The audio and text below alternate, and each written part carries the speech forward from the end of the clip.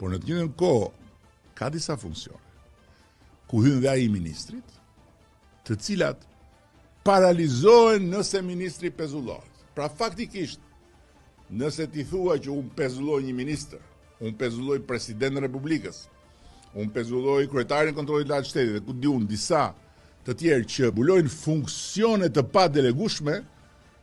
faktikisht ti prodhon një pasojë të menjëhershme të barabartë me shkarkimin, sepse nuk është pezulluar thjesht personi, siç mund ndodhi me një drejtor punën e cilit e bën dikush tjetër, por është pezulluar funksioni. Ndërkohë që pikërisht për shkak të funksionit, emërimi apo shkarkimi i ministrit nuk është gjëkundi kur në asnjë vend të botës, mund ta them me plot gojë tani, sepse nuk e ka nxjerr dot kush një rast kur në një vend botës kjo kompetencë është e një prokurori dhe një gjykatësi në një seancë parapraktike. Drejtësia duhet të jetë e pavarur. Sot ajo është e pavarur